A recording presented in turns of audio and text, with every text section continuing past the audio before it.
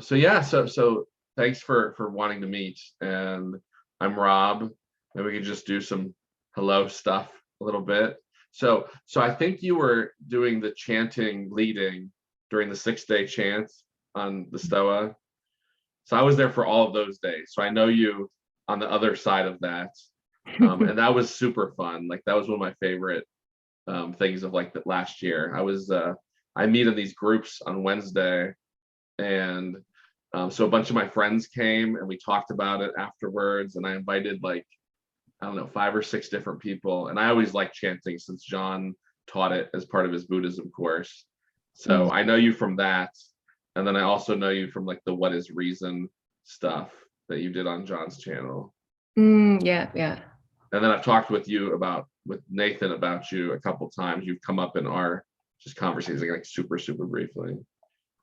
So and yeah, so I know Nathan through John, and yeah, the chanting stuff is really like what got me interested more in like the Willow organization. And I also participated in the Ecology of Practices month that they had. Like it was like 4 sessions over a month. So I know Nathan through that as well. So that's some common ground. So how do you like connect to Willow, I guess? Ooh, that's quite a prompt. Maybe Okay. before that, I would love to just hear a little more about your experience of the chanting. Yeah. So I love practicing, and I went to graduate school and was in a PhD program to learn about training. And before that, like in an applied psychology program. And before that, I had studied a bunch of cognitive science. So that's kind of how I know John. Is he put out like these before his series? He had these a Buddhism course that was like recordings of his classroom. I don't know if you've ever seen those. And then also like a cognition course. So I love the mind and I love philosophy. And I've always, like when I was in college, was very skeptical and cautious about like studying things that really couldn't transfer into the world. So I never studied philosophy. Like I have a degree in economics and stuff like that. So that was a long way of saying I like chanting because I like applied psychology, maybe. And it's so powerful. Like it's so I've read some scholarly papers, and they say like animals purr and it's good for their immune systems. And I just took a course with Tom Cheetham. I don't know if you know who he is. Tom Cheetham. Wait, did he write Imaginal Love? Right, exactly. So he's like a scholar of Henry Yeah. Corbin, and he does all these online courses. So I took a course with him over 8 weeks on musicology, and so it's all about like re-enchanting the world through music and vibration. And so I love this stuff. I just feel like it's a whole non-propositional mode of our being that's really healthy. And then like meditatively, the more I incorporate it into my practices, the easier it is to get into certain states. And again, it just feels so good. Like I like dancing for the same reasons, and I like movement-based practices quite a bit. So the chanting, like that was I've told Nathan this, like that was one of the most powerful like weeks of my life. I think it was like almost kairotic how like I was in a little bit of a rut, and then like an hour I do this like really powerful practice, and then the sits were just phenomenal afterwards. So like there was always the meditation after all the chanting. And then I continued it for a couple of weeks.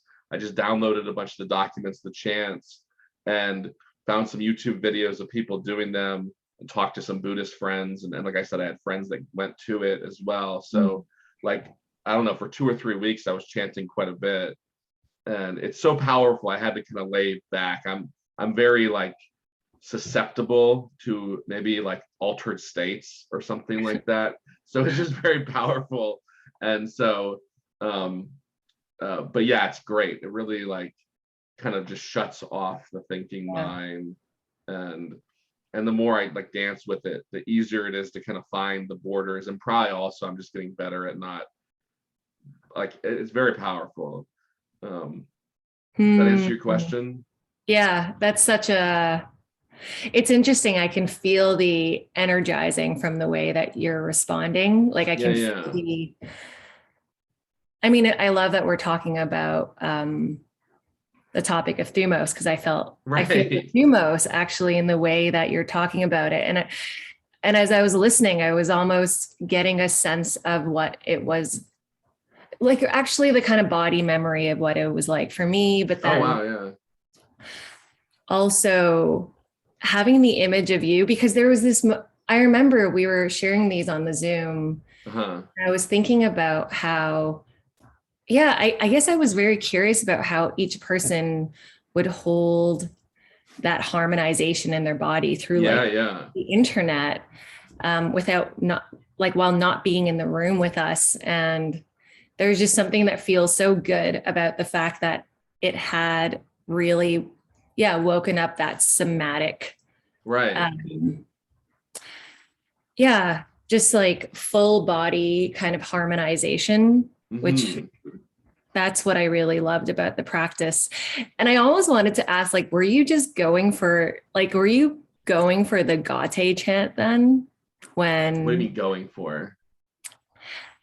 I just imagine you alone in your house. I did the whole time. Like I was loud, and like I live with like my 80-year-old mother, and like kind of keep an eye on her, and she's super tolerant towards that stuff. I even, as a result of that, bought this little like mask thing you can chant into. They make this little device that's pretty good, because I had done some chanting before, and like I want to be mindful of my environment, I guess. So but no, I was doing the whole thing. And that's amazing. We actually, like, it's like both Seishin and Ryu would go out just to double check, because we're in the country. We're like, we're pretty spread out, and we're still concerned that waking up at 5 a.m. in the morning and chanting, especially with the Gate chant, because I mean, the ask is to just like surrender yourself completely to that guttural kind of like, to this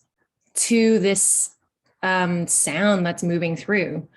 And the way that we do it, it's funny, I haven't chanted. I admire your practice or the fact that you were doing it alone, because I haven't chanted outside of the context of Willow. Wow. And you're just reminding me of how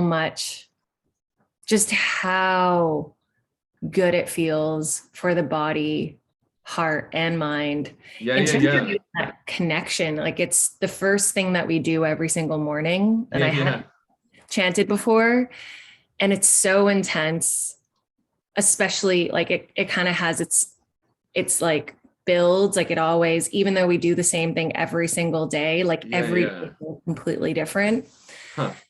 And I just, I'm remembering and really valuing how important that was for cultivating a kind of samadhi state that also, that kind of, it's almost like resourcing. Like it feels like, even though it feels like you might be expending a lot of energy by chanting so intensely, it's like tapping into a really deep source and regenerating, and then like gathering energy. And then it's true. Then you go right into the mat and you're meditating, and it's like all of that energy is just very alive and circulating afterwards. Yeah. That's great. And I can answer it's a great entry point into answering your question about how I got, what basically the threads I followed to arrive to Willow. I guess it's about now a year ago almost. I was just trying to think too. And that event was around a year ago. And I almost want to even start with chanting. It's so interesting because when I got there, I hadn't really done a lot of meditation. Oh, wow. So I was like a real amateur, like kind of like doing the kind of meditation that feel like, sorry, actually, I don't want to undersell it too much. Okay. I had been doing kind of casual, I guess, meditation here and there, but I was also practicing a lot of collective presencing. Okay. So a lot of my practice was intersubjective, almost. Right. So like group practice. mindfulness and things like that. Yeah. And really like almost actually like chanting. It's like allowing what is spoken through to be part of the aliveness of the field, the collective kind of attentional field.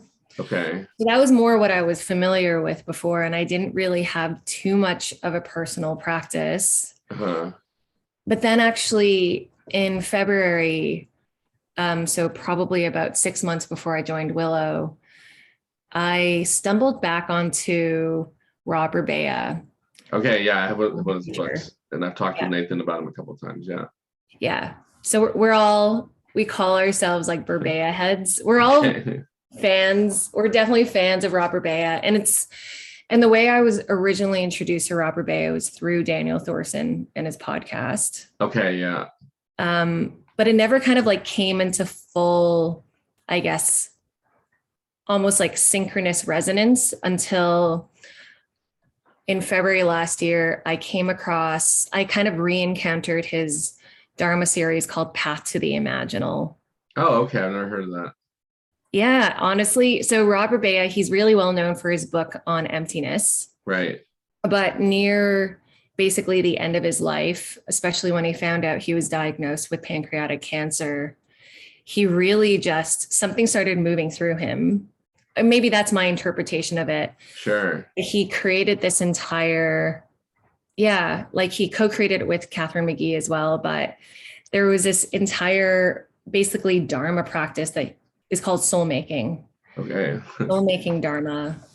And it was radical, like the way, because he was like doing so much emptiness and insight practice. And then he was suddenly channeling the soul making practice that brought in like Jung and Hillman. Wow. And Henry Corbin and the Imaginal. Wow. And like he basically started like the Path to the Imaginal is meditation. It's imaginal meditation practice. Oh, wow.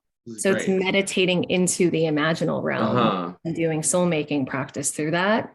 And when I started listening to that, it was like everything that I didn't quite understand or didn't click with meditation for me before, with I think the stories or like what it was about or what it was supposed to do to serve me, like it wasn't quite fitting. And then I found soul making Dharma. Like, oh, this is where the juice is for me. This is where like Thumos and the Eros, like this is like the moment I started listening to it, something opened up. And I started, that was like, and that is still my main meditation practice. Oh, wow. Dharma. So that's also how I found Willow, or how I chose to go to Willow. Okay. Because all of it consolates with Daniel Thorson, who introduced me to Robert Bea through his podcast. I'd listened to him for the first time on my birthday, November 18, 2019. And that was like a portal into the sense making web for me, or the liminal web, whatever we call it. But then when I started just doing, I guess, soul making Dharma practice more seriously, and I heard about Willow and the intensive coming up as this program that was 2 hours out from Toronto, which is where I'm located. Okay. Part of the Monastic Academy, which I had always been curious about, but again, not like a serious kind of Buddhist practitioner or anything like that. Okay, yeah. And I remember when it came up and I saw the application on Twitter, I was like, I'm not going to do this. Like, I'm not going to spend 3 months in a monastery. And I knew at the same time that as I was trying to dismiss it, something in me had already known that I was supposed to go. You had this conscious reaction, but then there was this other like deeper feeling that was like affirming that choice rather than getting rid of it. Yeah. And it was happening at so deep of a place, like kind of buried so deep, because it was really coming from like not even, it's like definitely, it wasn't a cognitive knowing. It definitely, I'm not even sure if it's like an emotional, intuitive knowing. It felt more like what I would daringly call like soul knowing. Just a mysterious feeling that you couldn't pin down. And that's amazing. Kind of like choiceless choice territory. Like, oh, I already kind of know on some level that I'm supposed to be there, but it only comes through later. That's the thing. It's like this. And then I kind of like push aside all the stories and parts that doubt and resist. And then I clear that out and kind of come to the seed in the middle of it. It just kept popping back into your mind, or you kept like running into the same people and the same things. Exactly. Yeah. It was it was something about it that felt very obvious. And yet it was obvious in a way where I also wanted to resist it. And like your personality at the time, it just didn't make sense, but like there was a part missing in hindsight or something. Yeah, and I think it just didn't make sense in the story that I was telling about myself at that point. Like it's like I had a bunch of work. I was in the midst of contracts I was committed to. I'm in a committed partnership and I'm just hanging out at home. Like everything's just very settled. Like there's no sense of dissatisfaction or like, I don't think like people like go there need something and I don't need that or something.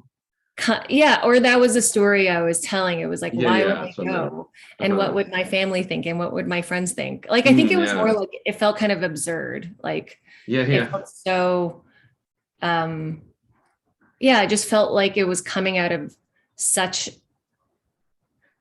and I guess now I'd call it like an adjacent possibility space. But then then when it came through, it was like, no, I wouldn't, this isn't part of the obvious path that I would take. And then it took a lot of shedding away of like, okay, what's going on? Like, what are these like weird constraints I've set on myself that tells me that that's not within the realm of possibility for me?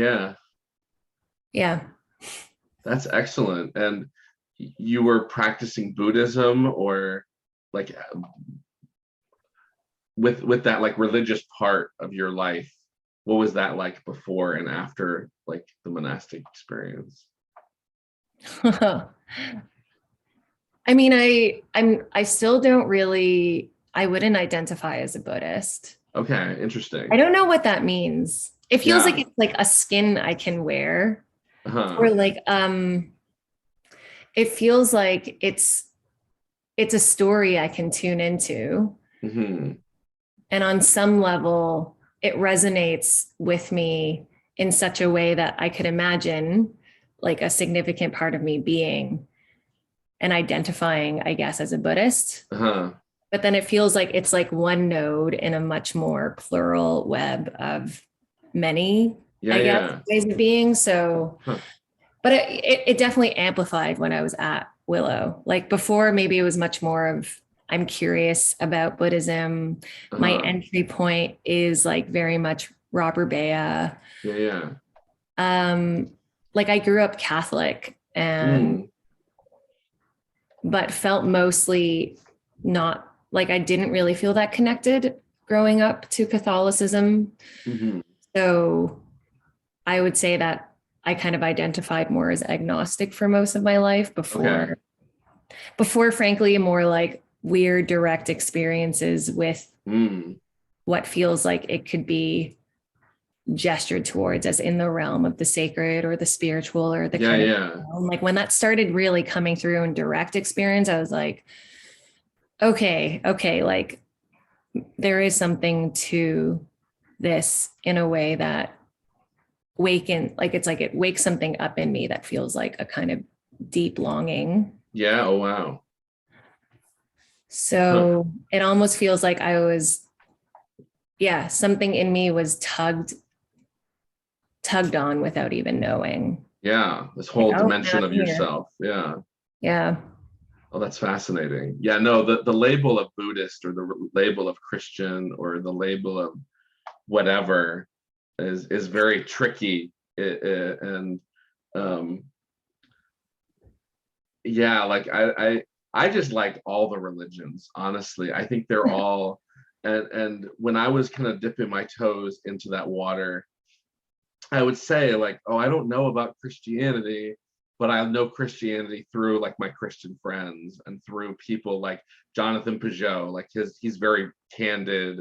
And so I go, okay, well, I don't know what this book means or this historical thing that I grew up in, but I can say like if he's a representative of Christianity, then I can point to that. And like it's very like Platonic in that you see love through a tree. The tree isn't love, or you see beauty through a child, or you see goodness through something, not literally like there's no literal beauty or truth or goodness, but it shines through things. That made it very like easy for me to go, okay, well, I like Christianity when it's transforming my friends, or when I'm reading or listening to some Christian priest and his meditation is really powerful for me, or his sermon is really powerful. Or like with Buddhism, I like how just Buddhism to me feels very philosophical, and Buddha is trying to like try it out, see for yourself.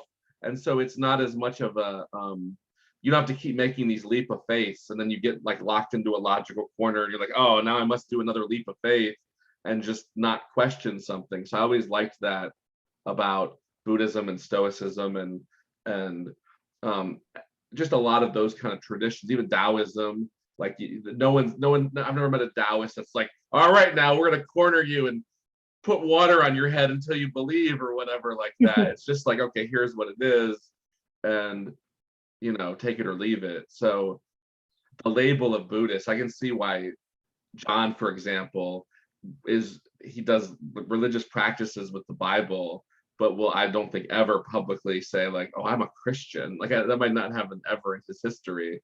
Or even like as a Buddhist, he says he's like a post-Buddhist or a non-Buddhist. But clearly like the life of the Buddha and how it spread to the 20th century influenced him and his practices. So if you're not your influences and your practices, well, I'm not sure how to identify people anymore. So, but it is, we live in this very like, oh, the label.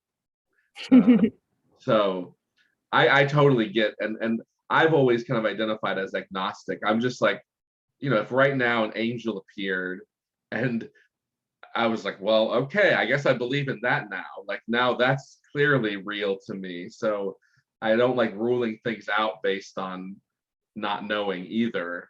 And I almost want to say it's like the way that an angel appears, it just feels so.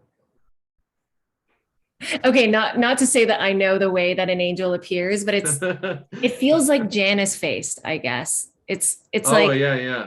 Okay, go ahead. I feel, yeah, and there are kind of particularities with which like a certain face can show up. Mm-hmm. I can imagine that kind of, yeah, I also love religions for the ways in which it brings such color and vividness and particularity to that quality that, yeah. And I notice like I hesitate a little bit to say it. And I still want to, but like something that feels much more universal or transcendent. It's like anything that feels almost of that quality, whatever that means, can only come through in the particular. So it just, and that's why I love it. It's like, I love like the vividness and the pluralism and the aliveness of like Hinduism. Yeah. Or just like this kind of like the water and the symbolism of Taoism. Like it's just, and all of it feels like when you kind of constellate it and you're not trying to map it or find like the truth of each one. Right. But you're actually just kind of allowing yourself to experience it. And like, kind of, it feels like it's like an invitation to just Yeah, it's like dance or sink into or just feel into the vibrancy of how humans want to interact with the divine. Yeah, Then yeah, yeah. that's like, oh my gosh, like give me more. I want it. Yeah, like if you like Corban and the imaginal stuff, then you don't have to take it as a literal thing. And it's really, it's kind of tragic that, like, because I took this course with Tom Cheetham, and one of the books we read, it was on dance, but this woman kind of really, a big part of the story was how, like, kind of very narrow-minded, definitely Christian, definitely colonial conquerors kind of came over to North America and South America. And every time they saw these tribes doing things that like a fair scientist would say, oh, there's a lot happening here. Like a social anthropologist might say, like, oh, this is really fascinating. And they were just like kind of terrified. And also they were in control. So they just kind of pushed it all away. And then we're in their worldview, this very like mechanical, disenchanted worldview that was like vibrant and everywhere, and you didn't have to, you know, you'd know God by singing, and you'd know God by dancing, and that's just not part of that very colonial, you know, especially the Germans when they kind of took over the world in the 20s and 40s. All that mystical stuff, all the symbolic stuff just kind of got swept away. And it's still kind of under the rug or out of the way today, but it's so powerful. Like the imagery of the stories appeals to our episodic memory and our emotional processing and our imaginal predictive machinery in such a way that the tenets of the thing and the facts of the matter just don't do. And if you're only a kind of a fact of the matter being, it almost becomes alien, that world, the creative world. So we're in, I think, just historically a tough place to, like, you can't go into a public place and go like have this conversation necessarily, like in a Walmart or in a library. People go like, oh, there's some weird people talking about angels over there. So it's outside of the kind of cultural window of talk. But for me, again, like there's a balance, but it's so powerful. And the thing I like about Neoplatonism as an example, because that's like Thumos lives in Plato, is that it is metaphorical and analogical and mythological and argumentative and logical and scientific. Like it really so vast. And Socrates like fought in wars and was the politician at once in Athens. And so it's so broad if you just define it very narrowly and say like, oh, this is academic philosophy to be analyzed and debated, or I only care about orthodox beliefs. Like there's this, have you ever heard of orthopraxis? Yeah, Right. So it's like that used to be a big thing. And now mm-hmm. that's kind of not the way culture thinks anymore. So I think like I love the imaginal stuff, and I love the Greek version of kind of more participatory philosophy, and like the fellowship stuff that you did with John and Edwin and Nathan. Like those practices also just changed my life. And yeah, so I have like, I think, a much wider view of religion and philosophy than maybe like the people that had all the guns and horses that took over the world through their really complicated economic political system. And yeah, and like Thumos seems so interesting, just to kind of keep it on topic, because in a very cold, calculating, like, what do I desire? What pleasures am I maximizing? What pains am I minimizing? You can really lose touch with the non-literal. You could think you have it all. I've got my degree, my significant other, my everything on paper, and just be like dead inside, or dead metaphorically, or the balance of all these things is so enriching for me, I think, because I spent, you know, like I was saying, over a decade in academia where they really don't reward thinking outside the box, and publish or perish means you have to always take the practical decision. Like people like John, and he didn't have tenure until like 2.5 years ago, are so not the norm. To be able to kind of dip your hands in everything and develop this like, 250-hour meta theory that still has never been published is virtually impossible in academia. You do these little correlational studies, and if you don't even do those well, you have to move every 7 years, and you lose tenure, and now you're like, oh, I don't. This woman as lab I was in, she just didn't get tenure and had like a 7-year-old daughter. She's like, oh, well, we're moving somewhere else now, and then go to a new place. And so it's so chaotic and unhealthy, and just doesn't reward the stuff that I'm interested in, that we're kind of talking about. Mm-hmm. Yeah, so much of the quality what you're describing is just like this desire for the sake of stability, and these are good things to have too. Like right. It's not to throw them out and not understand or integrate like the value of structure and like containment and institutions and like protocols and principles and rules or whatever else. But there's this way in which we allow these boxes that we create that are supposed to kind of like support us. They are scaffolding for us to build aliveness onto. And then we build them and we're like, okay, now we have to stay inside. Right. And suddenly that thing that you were building, the scaffolding to be able to help it flourish and grow and basically become more alive, is trapped inside. It's like a little, oh my gosh, I have the worst image in my head right now. This is great. Like the internet meme of like bonsai cats. Oh, what's this? I'm gonna Google this real quick. I think it's not a real thing, but it's where they, I don't know why I brought that up. It's okay. It's some sad cats. Like a bonsai tree, the way they kind of, actually, I do like. No, it is like that. It's over intellectual. You're trimming it and you're keeping it kind of like perfect.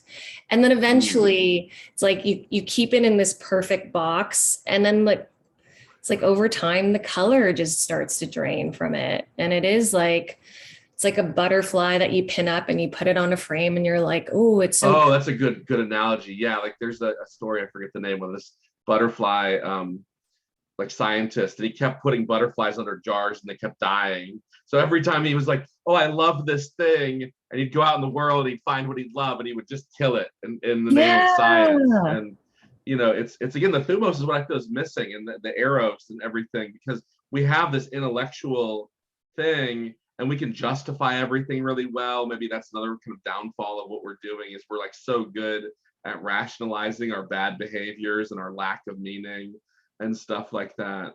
Because like that's a really good metaphor of it's better than bonsai cats. It is like and I like the pinning down of it too. It's like there is something in the human like desire for kind of like understanding and admiration and experimentation to just like, and it's galleries too. It's like, we want to take something that we find so beautiful and we're like, oh, like, let me pin it down and then examine every part of it. Yeah. And let me love it this way. Like I can love it by just like holding it in this thing and keeping it safe. And that's excellent. And you do and it's like, you do get something out of that, but eventually there's a letting go. Well, and it doesn't respect the thing that you're loving. That's, I think, the flaw. Like, have you ever seen Sleepy Hollow, the new one with Johnny Depp? No. It's I say new, but it's like 15 years old or something like that. But he comes into this small town, this medieval kind of town, and he has to do autopsies to like figure out a murder or something like that. And he's like, he exits this building after being inside it for a long time. He just comes out with a smock covered in blood. And he's like, I figured everything out. But he like had to cut up all these corpses and created all of this like really disrespect on the death of being to like figure it out. And it's just kind of how we do things, is like, oh, I'll learn about this group by like imprisoning them and chopping them into pieces, and then we'll, like you said, like they don't really do this in Eastern culture. like there's no art critic. It's between you and the painting, and there's no like person saying, oh, that's ugly, that's not fashionable. So we have this very like, what are the critics saying? And that guides our appreciation of art, rather than just going like, wait, I don't need an intellectual interpretation of my joy for it to be real and for it to be an impetus. Whereas kind of to be favored in academia and in high art, in everything, there's so much conformity. It's so subtle too. Like I was tutoring this Russian student one time, and he said, Americans are so narrow-minded, they won't let me say anything they don't disagree with. And he used this great example. He said, you know, you think that you have 30 sodas, but a Russian sees water, tea, and soda, right? They don't see like Diet Dr. Pepper and Dr. Pepper and Coke as like 80 options. They see it as one bland category. So just the view of like what we think is a lot, which really just might be like a proliferation of one category, is something that other cultures just look at us and are confused by. Yeah, and like the dangerous part, because that's okay. It's like okay to zoom in really close and then proliferate it. But it's hard when you get stuck into where you zoom in and you think that is the reality. Right, exactly. And it's like, and I feel like what we sometimes, like, it's like we lose the capacity to remember that there's so many places to zoom into. And there's like ways in which you can actually expand your field of attention or awareness to be able to then say like, you know what, I can like, yeah, look at this cup and examine the atoms in it and just go infinitely into it and believe that that's the world, or look at a leaf and look into that and believe that's the world. But isn't it amazing that within the field of direct experience, like becoming intimate with everything is to be like, there are worlds, the possibility of worlding is everywhere. Right, that's this Tom Cheetham class. One of the books we read was on sound. And I remember just reading it for 4 or 5 days in a row and then watching a video with a guide. He'll go out in the woods or somewhere like outside of a city and let himself get covered in crickets while he's recording their sounds. And then he'll slow them down and speed them up. And he'll talk about how like every interaction is like a worlding. And I remember doing Tai Chi after that and walking on this path, and I just was sucked into everything. This city worker had this little electrical lawnmower robot, and I was like, oh, that looks like so fun. And normally it wouldn't even have been on my radar, or I might have even been like, what a waste, what a political waste of capital. Why are they being so frivolous with things? But I was just like, oh, the novelty. And then I noticed he smiled when I smiled. And then like there's this, it was just so different to see the world as like, what is every object saying to me, rather than me trying to classify it and then put it in my little, you know, panorama of meaning and going, okay, well, you're this, so I can only, now I've got you figured out. And yeah, you go into the butterfly box and you do. Right. Yeah. No, I love that. And I think it is like it's like why I feel like people are drawn to psychedelics and drugs, like any kind of way of being able to just like amplify this muscle that's been closed off.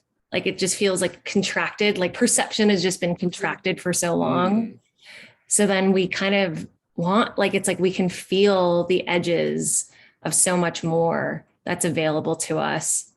And like something actually that's coming up is in like Robert Bea's Soul Making Dharma, like he always talks about how he talks about basically like the discovery creation dichotomy and how. Oh, go ahead. I think I might know where you're going with this. Yeah, it's like kind of in worlding, it feels like both like that kind of participatory mode, especially kind of invites the capacity of the imagination, and eros and desire in that way is like kind of feeling like allowing yourself to be drawn by your attraction in a way where you feel like you're both discovering something that's always been there. Like it's almost archaeological, like, oh, it's always been here. And it's also a creative act, like the very way in which you then tune into perceiving it and allowing it to come into being is also creative. Like it's both simultaneously, like it's always been there, it's part of origin, and you're also participating in its active becoming and evolution. Yeah. So then it's like you get that like, yeah, I always hesitate to use the word non-dual because I feel like I don't know enough about non-duality to claim that, like to claim that word, but I feel it feels non-dual. It's like the being and the becoming simultaneously in that participatory. Well, yeah, because you're letting yourself be real, and you're letting the world be real, and it's interacting. It's not like just on this kind of intellectual observation level. It's on a much more fundamental, grounded, kind of precognitive. Spontaneous is maybe a good word. Like there's the spontaneous living. And it's almost like a consummation. Like it's like every encounter is this is great.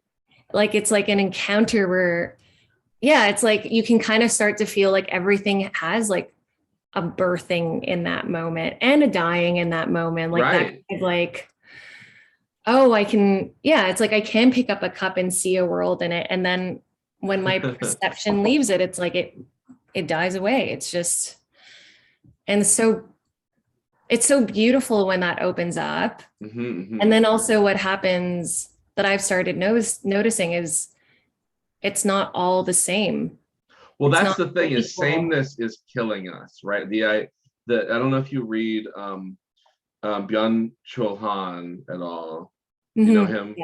Yeah, like The Tyranny of the Same. He talks about that in his Disappearance of Ritual book, the Agony of Beauty book as well. Like everyone wants smooth, simple, perfect things. They don't want the ugly at all. They don't want I want novelty, but only the good kind. I don't want all of it. And the the sameness again, like even like I was saying with that Russian story, people think they have all this variety, but it's such conformity. Like being Gothic and shopping at the mall for your Gothic clothes is not anti-society. Like if you're like, oh, I'm such a rebel. Where'd you get all those chains and dark things? Oh, from the most consumerist place where people market it and just are profiting off of my naive, rebellious attitude, and supporting my naivete. And just the like you said, it locks us away from a lot of perception. It's not even that safe in the long run because there's so much happening that we're missing. Can I say something that it feels almost a little bit dangerous to say because I don't feel informed about it enough, and I feel like it might be, but I feel moved anyway to say it. Okay, go ahead. Yeah. This is the thing that like I feel like sometimes like even in Buddhism, like in spirituality, but in Buddhism, like emptiness practice, when there's this way in which like everything is codependent arising, like everything, like there can almost be like in the desire towards enlightenment and this desire towards like everything kind of becoming empty. I find that it's easy you can actually take it to a place where that also comes towards a sameness. It's like a unity of it all. That's why you need both. Yeah. Like honoring the difference and the similarity and the one and the many. Like that's very Neoplatonic. And I was reading a dialogue, I forget the name of it, but they make that argument. Someone tries to argue that, oh, it's all one, one, one, one, one, which would be like the empty view, or it's all many, many, many, many, many, and that would be like the pure difference, no continuity, stuff like that, where it feels very chaotic. And the kind of the Socratic answer is like you have to hold both. You have to both like be spontaneous, but within your own history. Like you have memory, you have friends, you have identity. So it's not like you're just throwing all that to the wind because all is one. And it's like, and there's this way in which the many can be so, it's almost like undifferentiating in its difference. It's so, and then like right, it's like the sameness of like everything just becoming like white. And then there's like something in the middle that's like it's like in the tensions of life and like attraction and like the juiciness of aliveness. And it's like, oh, why do I want this and not want this? Why am I attracted there's to this meaning, and not right. attracted to that? Your Yeah, and that's decisions so matter. embodied. Yeah, and it's like there's like ways in which, yes, we have infinite worlding available to us. Yet we're drawn, like it's like there is this kind of compass of resonance that's particular to all of us that's like, ooh, but I feel like drawn to this world for some reason. And the more that I want it and the more that I follow my desire and my eros towards it, it's like, I just keep coming closer and closer. And then it kind of like becomes this flower that blossoms more, the closer I get closer to it. But you never get there either. Well, it's you have to be mindful. I mean, I think that Socrates was promoting mindfulness, and they never do rest on one place. They always leave the dialogues in aporia. They make them some really like confusing part at some point in the dialogues where if you say like, oh, Plato is this, and I'm done thinking for the rest of my life, I'm done participating, I'm done growing, then you're missing something. And that's what makes them kind of inexhaustible as stories or as things to interact with themselves, right? Because you don't want to, John said this once, it's like, if you think you've perfectly figured someone out, you're messing up, right? If I think, oh, I know everything about John there is to know, then I'm almost certain, like I just am certainly two boxing him in, and I'm not noticing stuff that I could be noticing. So you don't want to be in this, relativistic freedom where no choices matter and everything doesn't matter in some sense, but you don't want to think you've figured it out either. Yeah, and all is one. It's right. like, and I feel, yeah, and that's why I love more and more like realizing how raw actually it brings me so much more. It's funny, I've never used that word before, but it feels like it brings me to the rawest, almost like prima materia of direct experience when I stay with like what moves me, what attracts me, what do I desire, why is that flower over there and I can't stop looking at it and I have to come closer like I'm this bee that's just like buzzing towards something. And I need to, and it's like, and it's not just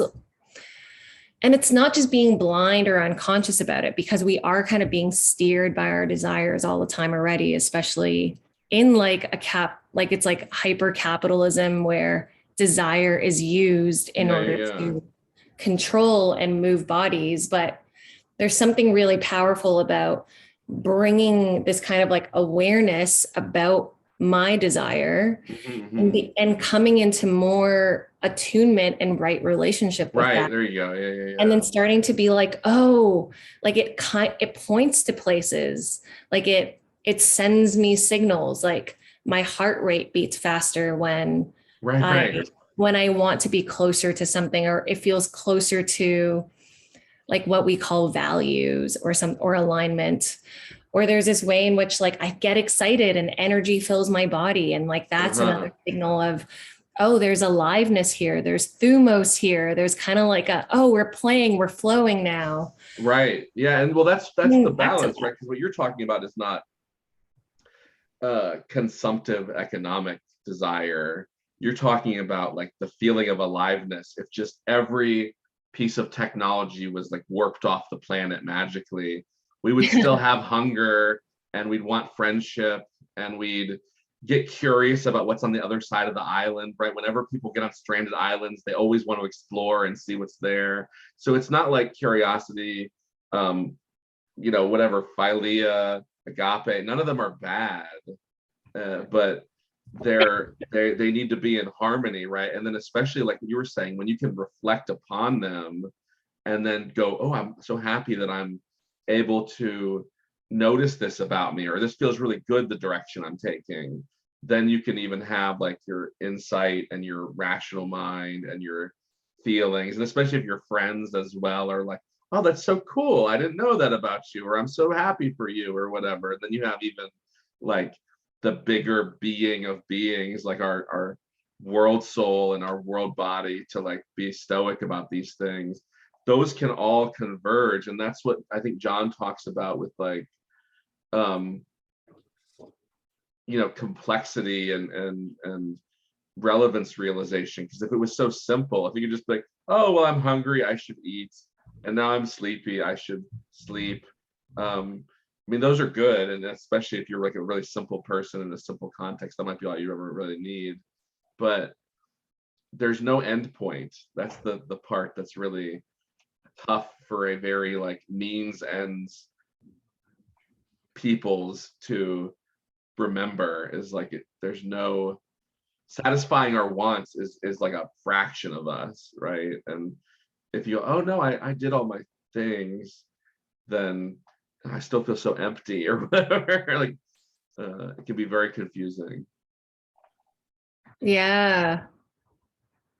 Yeah, we still trick ourselves into, and it's so powerful. It's like this idea of a vision or a destination, like this utopia that gives it all meaning.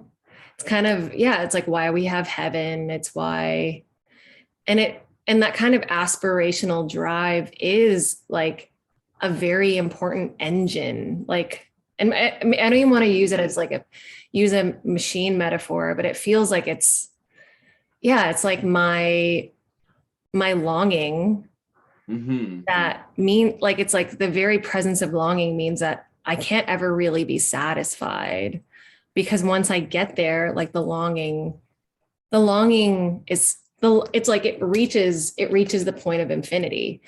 So it's like while I'm here in my human kind of like finite being, I do long, and I long for more, and I don't know what it is. Like, it's like, and as humans, we kind of try to figure out together whether we want like this kind of politics or this kind of culture.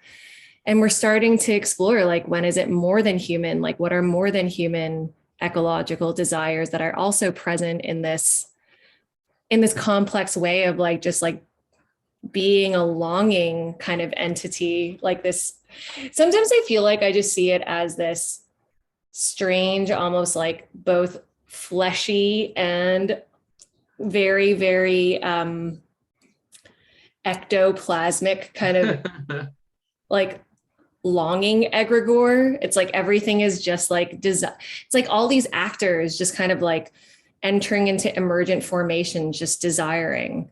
I guess it's very Deleuzian in that way. Yeah. Well, no, and that's, I think that's awesome, because you have that's where the leap of faith is appropriate, because you don't know what's next, and we're not in what's past anymore. Like, by definition, the future is free. It's the most free place.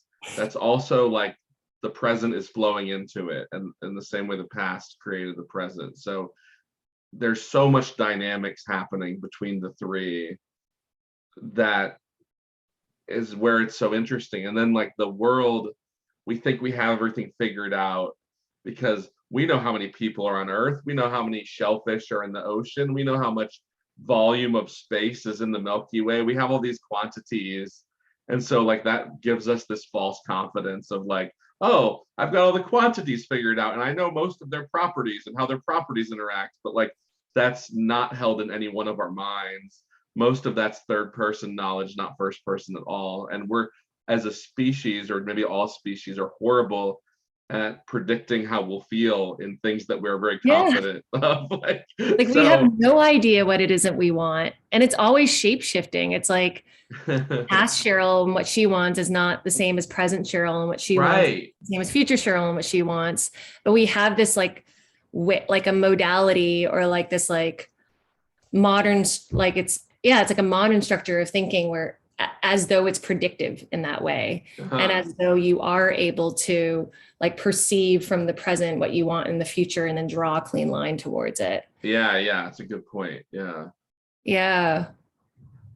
And for like you said at the beginning, the having mode stuff, it's not bad. We shouldn't just burn the White House or whatever the Canadian version of that is, and we shouldn't, buildings. The Parliament buildings. Yeah, we shouldn't, release all the zoo animals into the streets spontaneously and just throw everything that we've done out, because that's just as nihilistic and naive.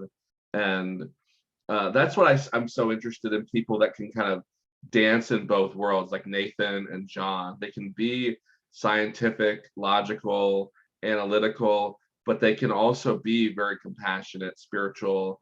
John's so amazing. Like, you compare him to someone like Jordan Peterson. Jordan Peterson gets more power and buys more suits. He gets more fame and becomes more consumed by it.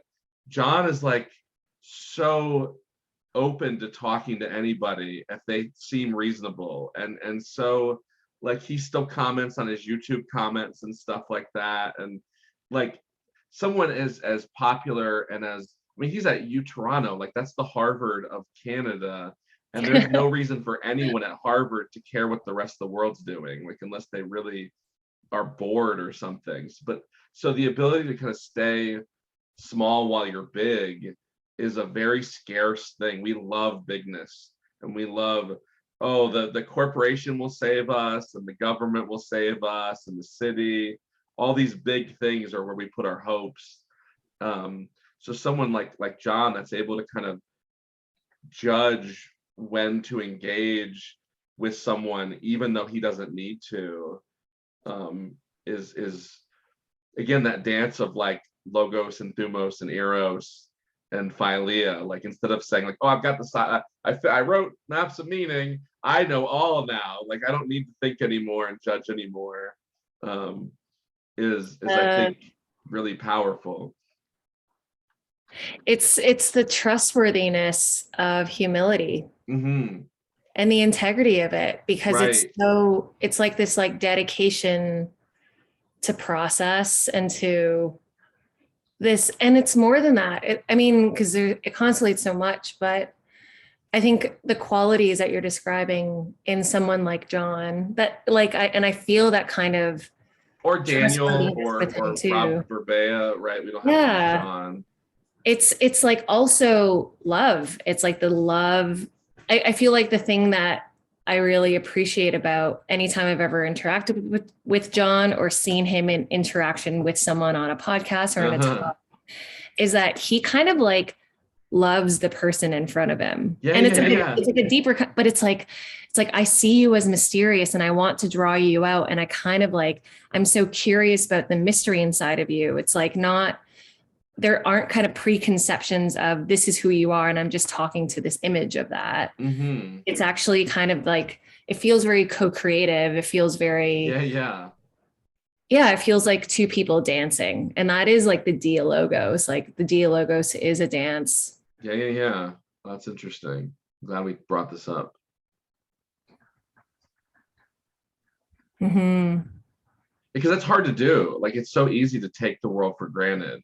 The smarter and more successful you are, the easier it is to like not give that up to re-examine the world anew. T.S. Eliot, you know him, I'm sure.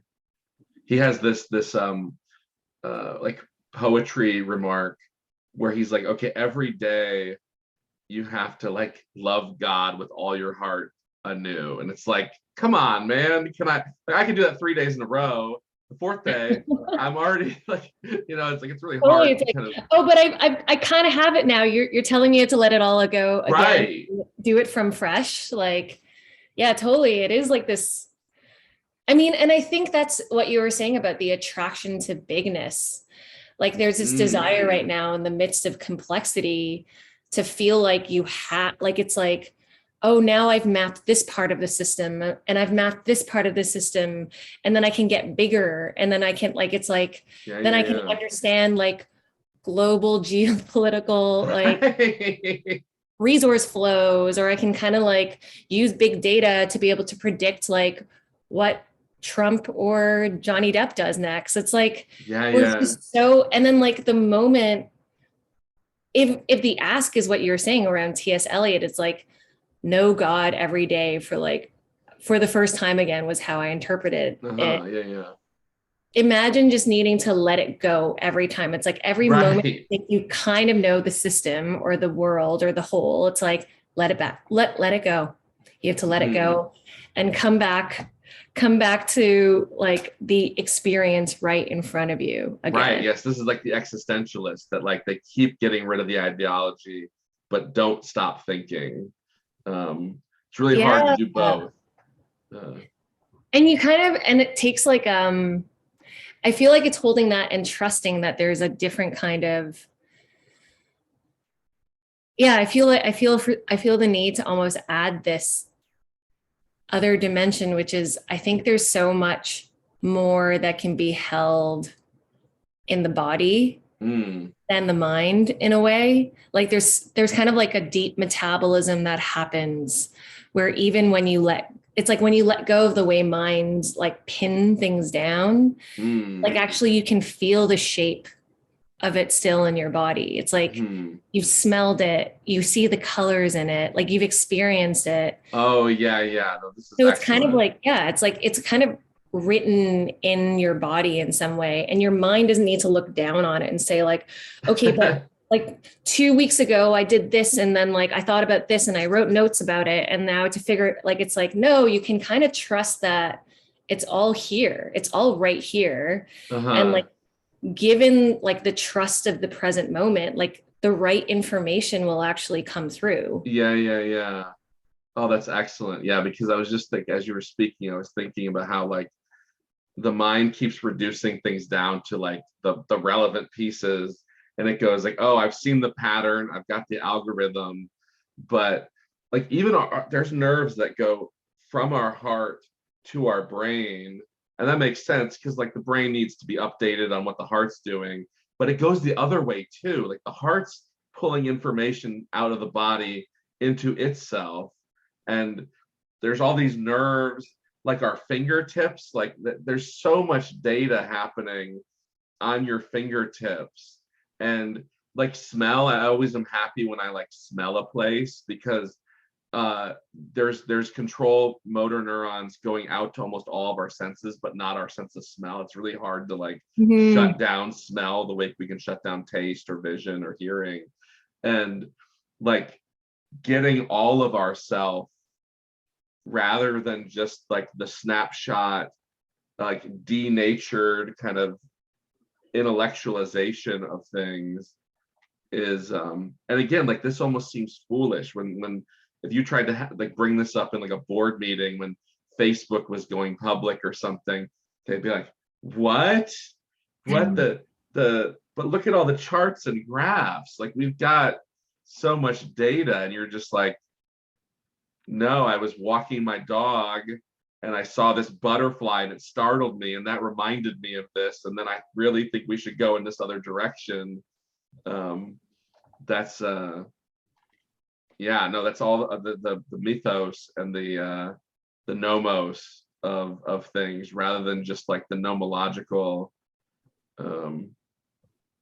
That's why I want to learn about Thumos and just like how can we cultivate more body awareness and sense like the other senses besides the mind sense, and get all of that. Like you said, it's not like any one of them is perfect. There's no like, oh, we should just touch things more or we should just smell things more, but it's like dancing between the things and just doing it more consciously, right? Like that's, I think, where the spiritual practices can be stronger than just the analytical skills. Is okay, how do I process these things more consciously or turn them on to some decision I'm trying to make or some event that's transpiring. So this is excellent. I don't want to take up all your time either. I know we've been just talking for like over an hour. Oh wow. Yeah.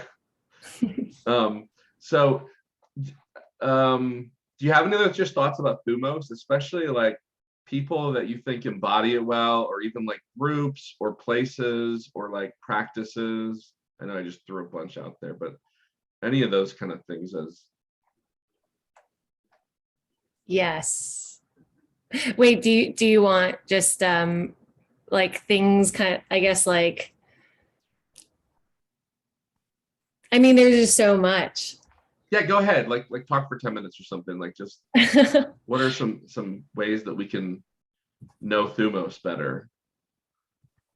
Is it okay? Can I hear what your, like, not even like, I mean, it could be the kind of academic interpretation of Thumos, but I'm just curious, like, what is Thumos to you? Like, what does it feel like? Well, that's the thing is like, I don't think I know well. I think I understand like desiring and appetitive things. Like, so the tripartite soul has like our appetites, and they always call them lower spatially or whatever. But so there's our appetites.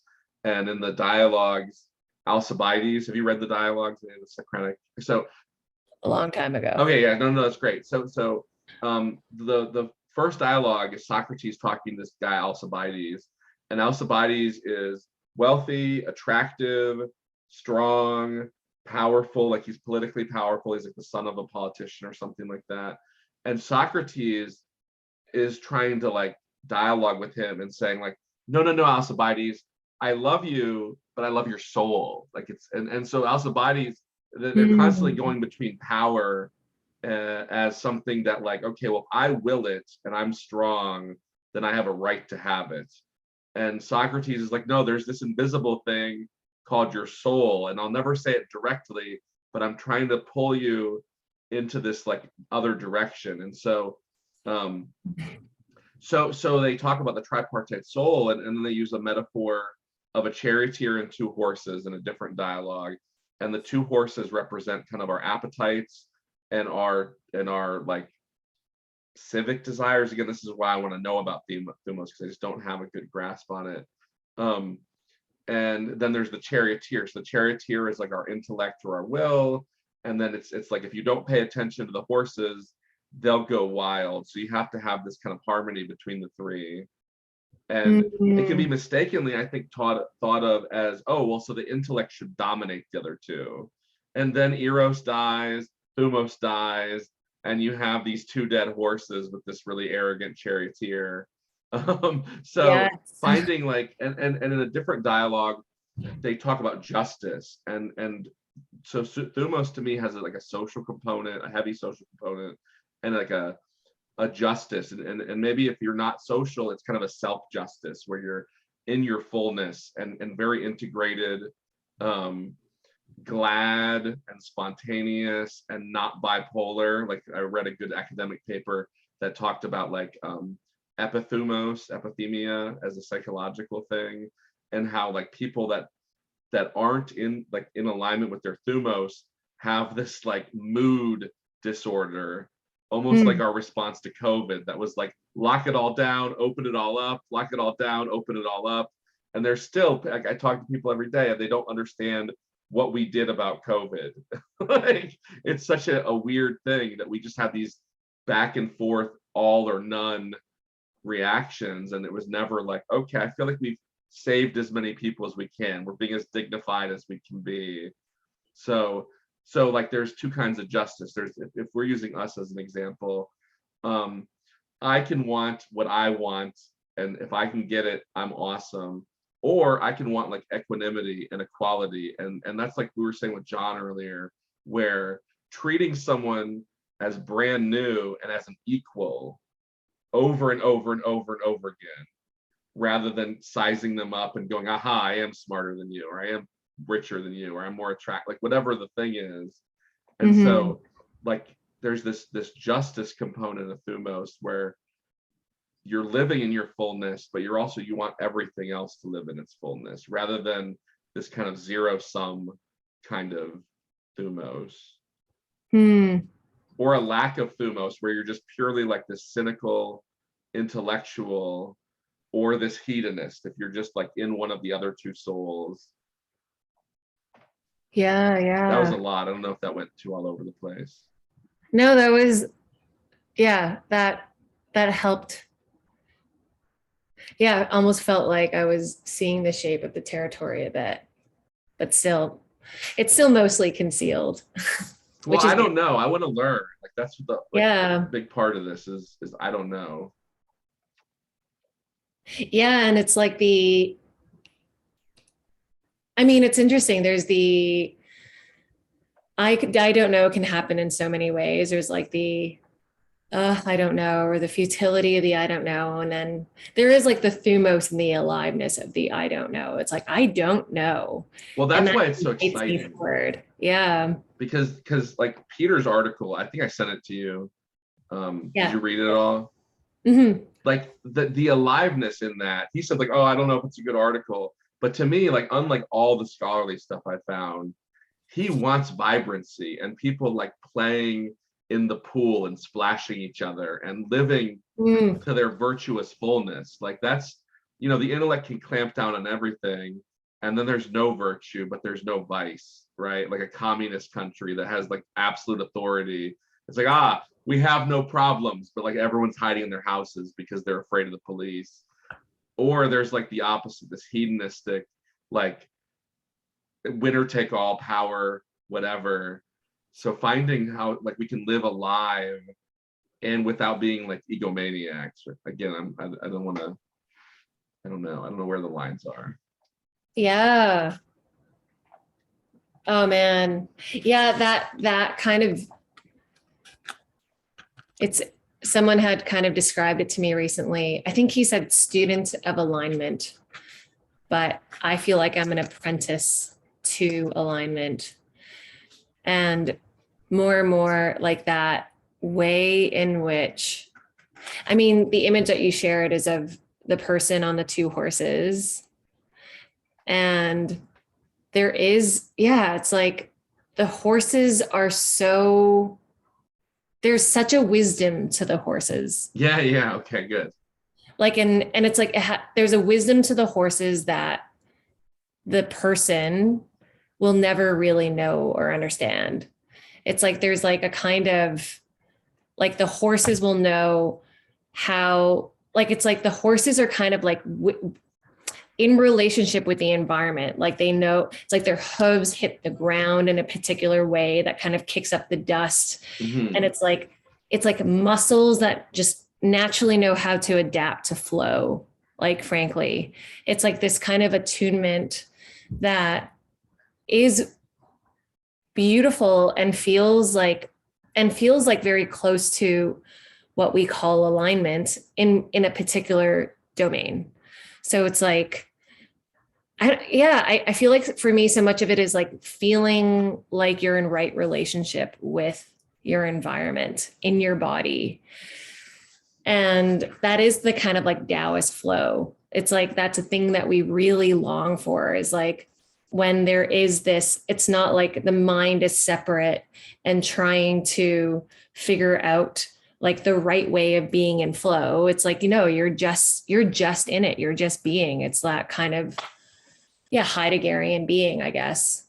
And so to answer your question, the practice that has kind of awoken Thumos in me, or that kind of attunement, and it feels like it's like a very subtle capacity.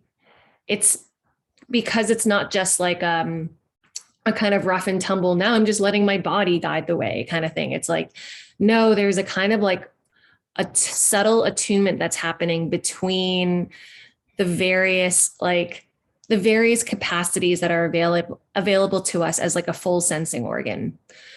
So like if I imagine my entire body as a sensing organ, that includes the mind, but it also includes so many other senses. It's like, I mean, there's the five senses that we know, so obviously, but it's like energy body more so. It's like this way in which like we're always reading information in our environment and then like kind of discerning the gestalt of what we feel moved to do next, or how to interpret the right move in the right timing in the right situation. Like that's alignment for me.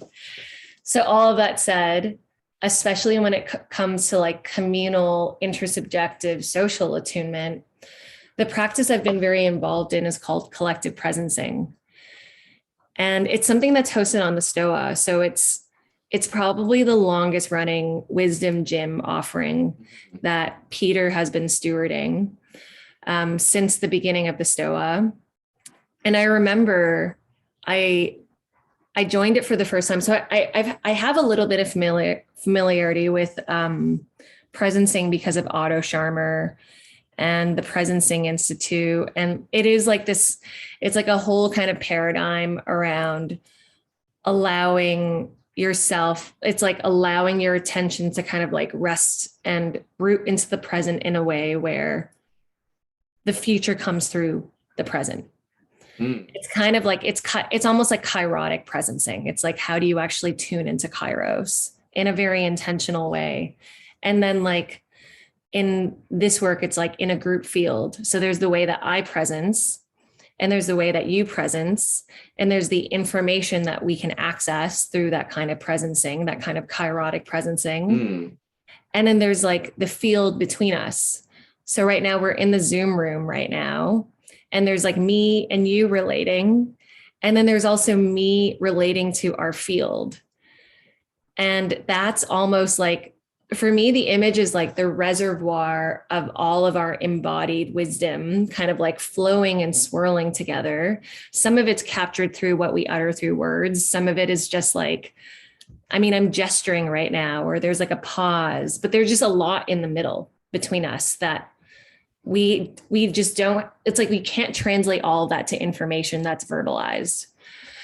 So what I really love about this practice is it's a way of allowing a group of people to tune in very quietly and, yeah, in a very mindful way to that presence, and then to start to speak to and from the middle, which is essentially what you might call a collective intelligence, a collective awareness, a form of collective embodiment.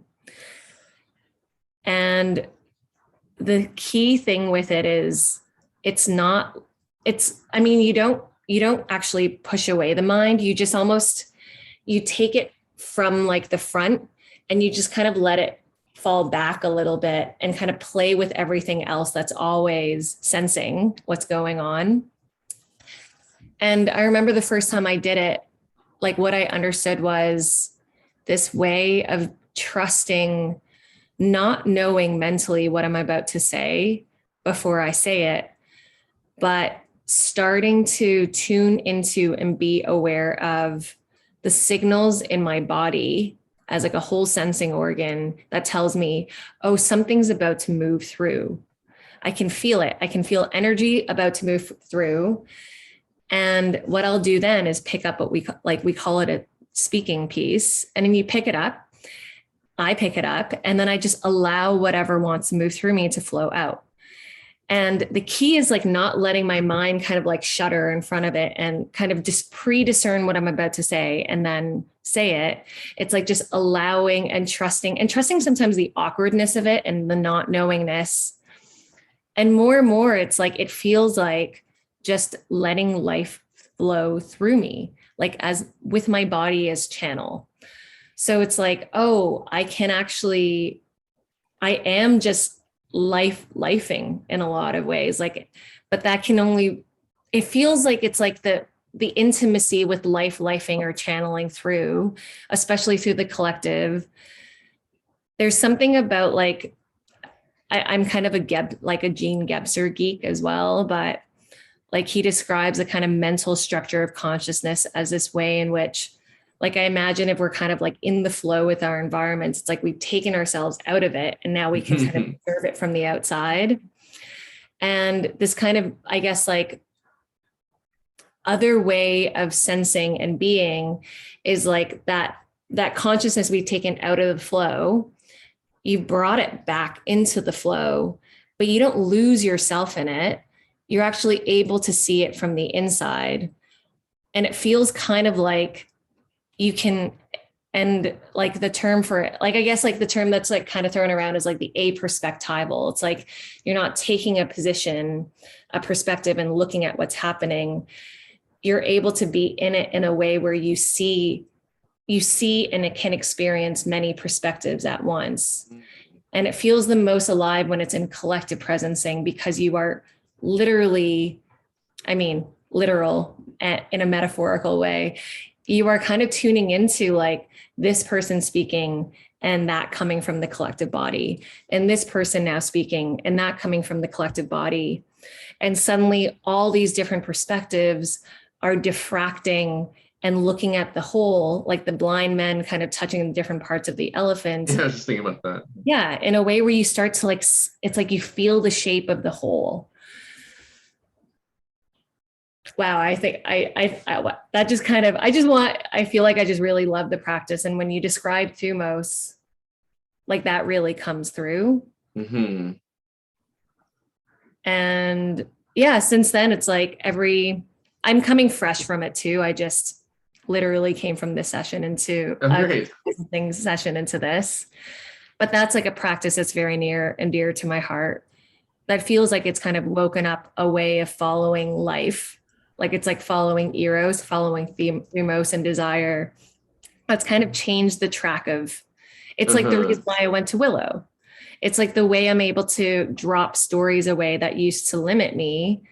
How does that relate to that? Yeah, that's really interesting. It's that like, I mean, to kind of loop right back to the beginning of this, when I was describing feeling like there was a yes, even though there were so many stories and parts that were saying no to going to Willow and to other kind of work that I'm doing now. I've never thought of the intellect as like shutting down stories, but if your identity and your like kind of conscious mind and your rational mind was really good at shutting down stories, and then through this you're like letting yourself generate more spontaneous stories and seeing other people doing it and participating in it, and then that is actually feeding back into itself to where now there's a whole fresh story happening, and then you feed into that and people are feeding, and then it kind of forms or grows from where it just was. So there's this whole, oh, that's so interesting. And like to kind of go back to T.S. Eliot, it's like collectively we're knowing God together in every moment. That could be one way of really describing it. And like, it's like, yeah, if the story that I used to limit myself in is like putting myself as a butterfly inside a box and pinning it down and being like, okay, cool, this is who I am. Right. Like it's like collective presencing, to kind of extend that visual metaphor, would be just releasing the butterfly and realizing that it's many butterflies, and then just like allowing them to basically move into like murmurations, like formations that you can't possibly even predict or imagine, because you're just allowing that aliveness to seek its own patterns. And then you're kind of allowing that pattern to move through you. Wow, no, that's amazing. Yeah, and because it's social, and because everyone's trying to both like be open to themselves, but also open to outside of themselves, and doing a lot of updating the whole time. I could see how powerful that would be, and it's spirited. It's like very, like it happened today. It didn't happen like when I was 7 with my mom, or when I was 20 with my girlfriend, or when I was whatever. Like the narration is all coming from like that hour or that 2 months of doing it or whatever. It's not letting us have these like old stories, kind of like puppets playing in our background all the time or something. Oh, that's excellent. Are there other, especially like ways, because I was doing a bunch of Tai Chi and stuff outside and just feeling alive, and then all of a sudden the world was alive, and I'm like, oh, I've been on the street a bunch, but I'm right here right now. Like it doesn't matter what I know about this area. I'm just watching it and being with it and driving there. So are there more like, this is awesome that there's group practices. Are there other either exemplary practices or things you could do alone to prepare for groups? Or yeah, I mean, there's other practices, but I just loved your description of Tai Chi. And I mean, right now, like I have this story that I've been so busy that I'm really busy right now. Yeah. So it means that I don't have time to go to the park, and I don't have time to walk 30 minutes to this beautiful park, like this massive park that's, yeah, like not too far away, but the moment I'm in and I'm present with it, I'm immersed. And to really allow that to be integrated into the wholeness of what I'm experiencing, it is, I think so. I feel like a significant part of it also is like knowing that Thumos can't just happen on your own. It's not. Yeah. No, that's what I'm so interested in. Yeah, you're not like, all right, cool, like Thumos now happen. Like you can't just like. Oh, that's interesting. Oh, what you just said yeah. So you're not trying to, it's almost like if you're trying to force it, you're sabotaging its presence or something. And if it's we're like cultivating availability more than like, it's like you have to become available. Yeah. Oh, yeah. And then it meets you. And because you don't know when it's going to meet you, when the meeting happens, it feels like magic. Oh, this is excellent. This is very Neoplatonic. So like just like the negative theology, the negation of all of your stories and concepts and goals, but without letting go of yourself. And then like the self is like this huge canvas again that the world just paints itself on, and it paints itself on. And oh, that's excellent. Are there people you think that do this well, or even the opposite, right? Because bad examples are often easy to like reverse engineer to people that just are like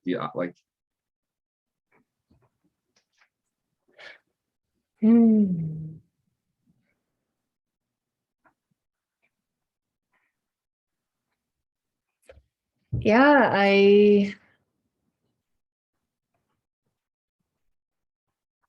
I wonder why my mind just went completely blank when you said that. Okay. And I'm being curious about it right now. And I think it's because it's like I can name people. I can name people, and I'm even resisting the naming. Okay. There's something that feels meaningful in not just saying these are the people who do it and these are the people who don't. And I think I wonder if it's because, yeah, let me be with that for a moment.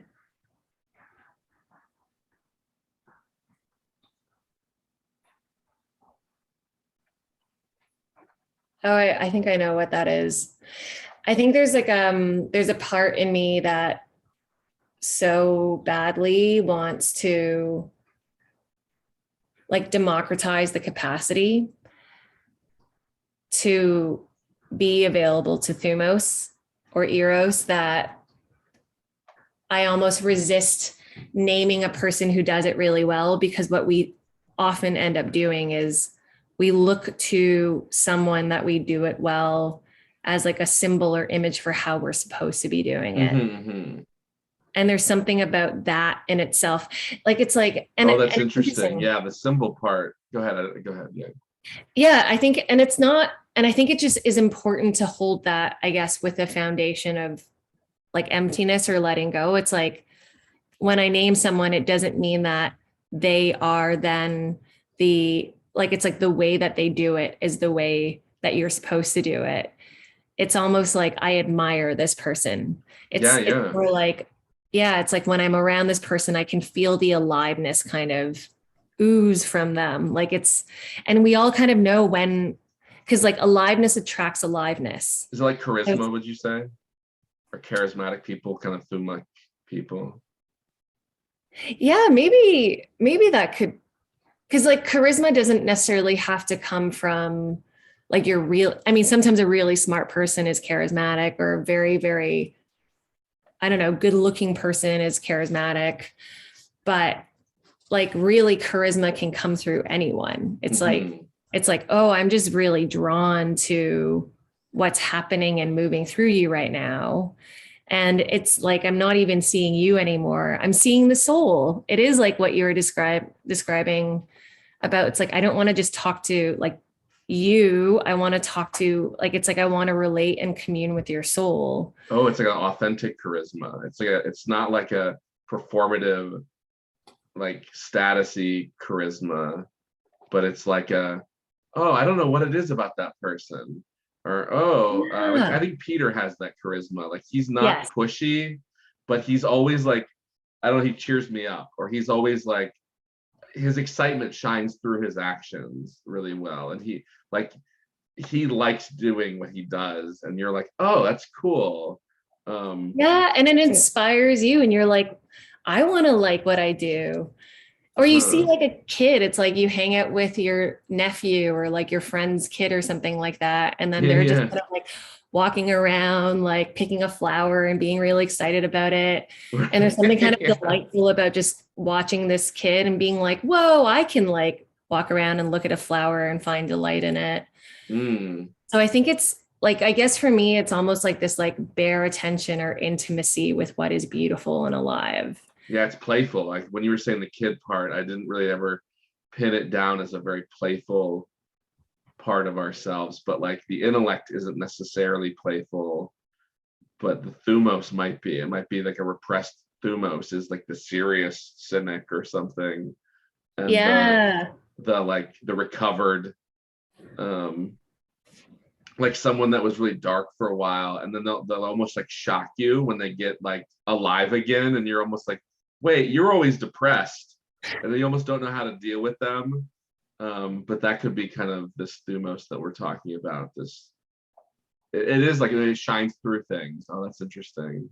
Yeah, it's like a radiance. It is. And as you were describing that, it's like the intellect. Like I think about, I mean, John, or like when really like you're part of any talk and someone can be really, really just like, yeah, like a galaxy brain, and they know everything and they know all the references, and they're like, I mean, it's like most profs in universities like will lecture at you forever. And then there's like that lecture or that day where they're spirited. And like, I think that's why people love John Vervaeke. It's like, he loves his material. Like you feel the spiritedness of the way that he loves the material that's moving through him. Oh yeah. Okay. And then it's like, you're not just relating to like words on a page or like systems on a map, or like, it's actually, you're relating to the soulfulness of the material. And he just does a really good job letting that shine through him as he's sharing it.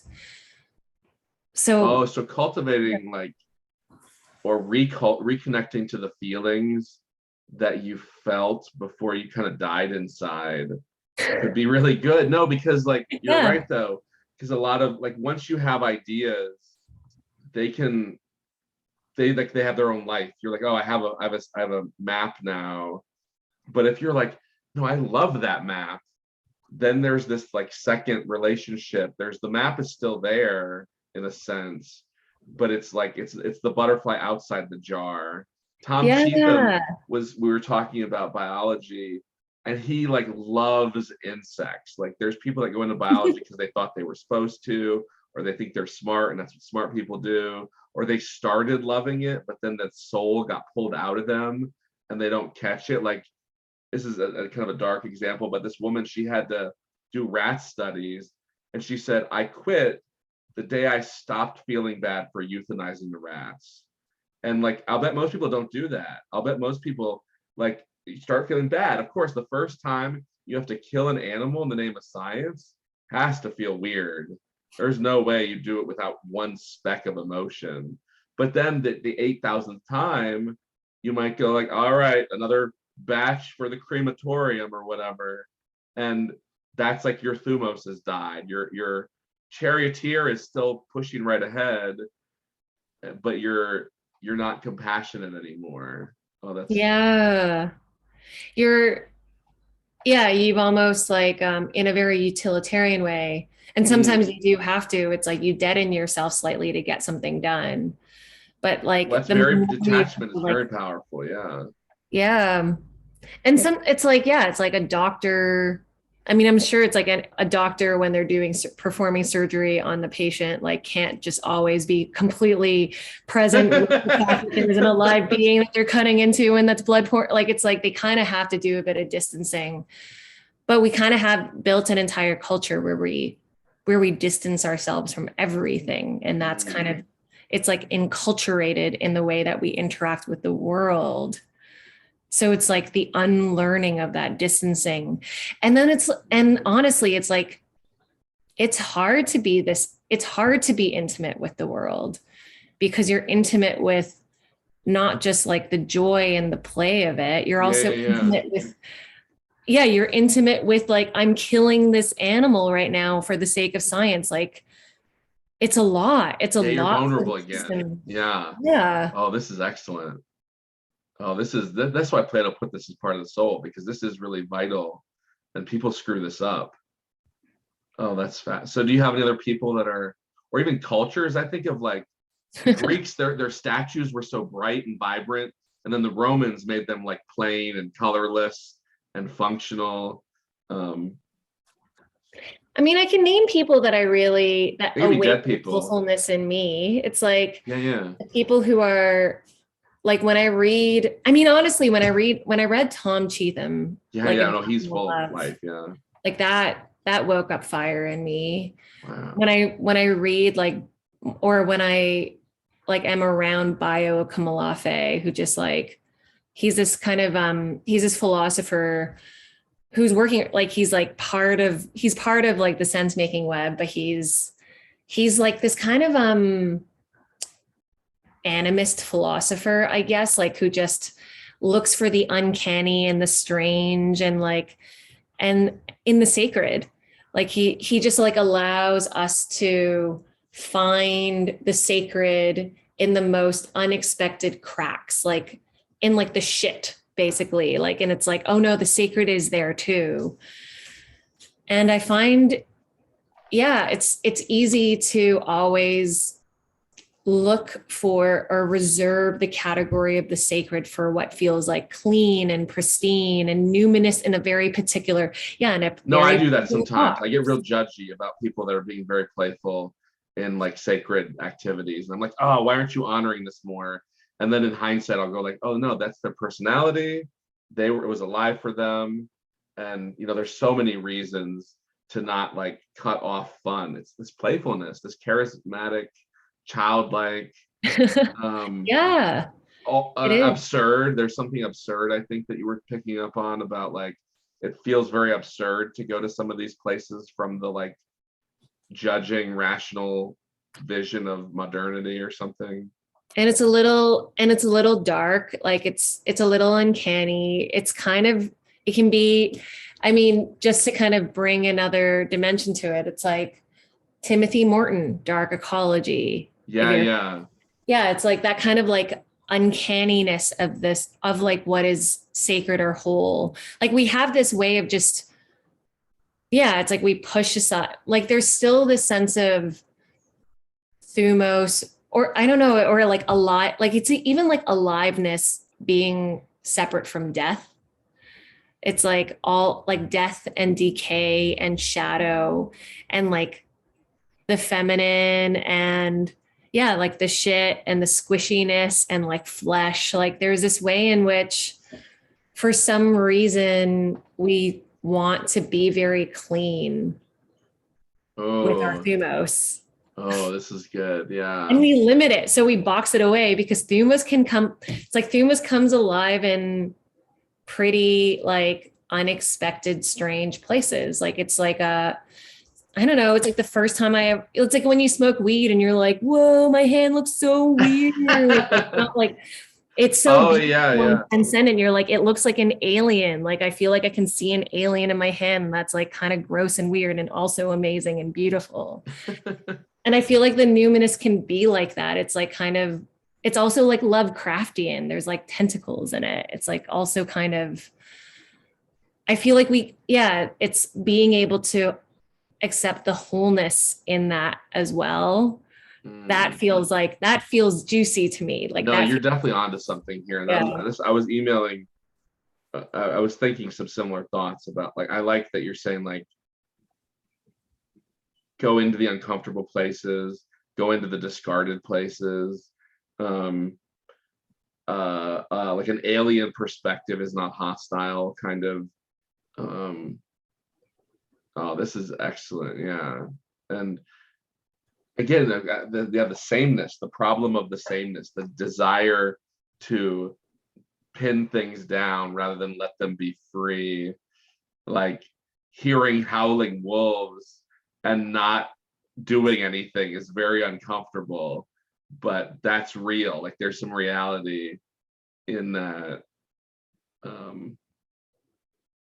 Oh, this is great. I'm so glad that Nathan described you as like totally big into Thumos or whatever he said, because you definitely have thought about this before and are making me think about things that I would have not picked up on. That's why it's such a interesting topic, because there is, after digging in for a couple of weeks, and I can research pretty well. I've lived in the research world, and there's just, it's so dry. By the time the academics write about it, it's such a dead thing. But this charisma, this darkness, this kind of being surprised. There's this element of surprise, I think, in Thumos that maybe isn't in our desire to know everything. The Faustian desire to have ultimate knowledge is not like comfortable enough with the uncertainty that like is part of being. Yeah. It's like aliveness it feels alien too. Yeah. Yeah, like to quote Tom Cheetham, like one of my favorite essays of his is the first one in Imaginal Love, and it's like the title is Your Autonomy as a Fiction. And Thumos plays in that uncanny edge where it's like you can't help but be like, is this me or is this something else? Oh, the fear of the other. Is that what you mean? Like just the otherness of. And I'll read this. or like artistic inspiration. It's like when I feel moved by something and something's moving through and channeling through, and there's this aliveness to it. Is it coming from me, or is it coming from what people have called like God, divine source? And then it's kind of like, am I housing something that's utterly alien and different from me, and yet I can't help but allow my body to be moved by it and be in service to it and kind of be in devotion to it? And that is it's like we built cathedrals and whole religions around, like, I think there's something moving through me and I don't know what it is. Oh, this is excellent. Yeah. I'm so happy. Yeah, this is great. No, because you're right. There's something absurd about like being a business person or being just having no doubt. There's just this weird dance between participation and letting yourself be shocked, or letting go of the past to like have the present. And yeah, just so many people like depression. It seems like you can't be depressed and full of Thumos at the same time. Like, but a lot of people are depressed right now. Suicides, I was just reading about the other day, are like through the roof in certain demographics. It's disheartening how much COVID and all these other things. Now there's this crazy war, just the whole work mentality of like your status is so wrapped up in what you do and what you've done recently, and like these very narrow bands of ourselves that, like, I don't know. I was talking to Layman and we were talking about God and stuff like that. And I prepping for the talk, he said, I think just off the cuff of his mouth, like, oh, you should touch things and smell them. And so I went for a walk in the woods, and I was just like touching trees, hoping there was no poison ivy. And like, I was at the beach and I was like splashing water in my face and stuff, and really just being with the world in a very different way. And it does reorient you. It was hitting me on some unconscious level. It was hitting me like just these little seemingly foolish things. Like all of a sudden 20 minutes later, I'm like, oh, I remember exactly where I am, because I'm like 10 minutes from that last tree I touched. And an hour ago, I was at the beach I was touching. And the whole participating with like the world differently was having this feedback loop in my like current thinking. Oh, this is excellent, Cheryl. I'm glad you didn't mind us recording this, because this would be really good to go back through and kind of sort through all the thoughts and everything. I feel like this is pretty good. Do you want to wrap up here? I feel like I know you quite a bit better now. Is there anything else that you wanted to know about the practice or anything, or me, or just anything else that you were thinking while we've been here? I mean, I definitely feel like I know you better as well. Good. And like it's of course just like a drop in the ocean of the mystery of also who you are and what is the potential that's here. I don't know. I just really enjoyed this. Like I just thoroughly enjoyed this conversation. And it's not like I enjoy like every conversation. Like I'm honestly just very surprised at I'm surprised at how spirited I feel and how fun this is. And I feel like there's like connections that I'm making between ideas and people and like images that have come up before, but they're kind of like weaving together in new ways that I've never really noticed, and weaving with the ideas that you're bringing into and being like, oh yeah, like that. And I appreciate the synchronicities. Just like, I think it's really cool. Like I want to take a course with Tom Cheatham. Yeah. He's awesome. Yeah. So there's just like, I feel like there's something like we're living into the topic. No, I was thinking that while you were talking, 100%. So cool. Do you care if I post this online? I think it might be just cool for people to listen to, and I am okay with it. But if you're not, I 100% don't want to. Yeah. I think it's fine. I think it feels good, and it feels nice to share the energy out. Yeah. That's why I like sharing this stuff. I think it's, if one person like starts meditating or goes to the collective presencing, I'll link that in the video for sure. Yeah. Well, fantastic. This has been great, and I'm super psyched for our Thumos. It's given me a lot of ideas as well. Well, thank you so much. It's great to meet you as well. Yeah, thanks, Robert. I'm really glad we get to play together. Very good. All right. Well, have a great rest of your afternoon. See you.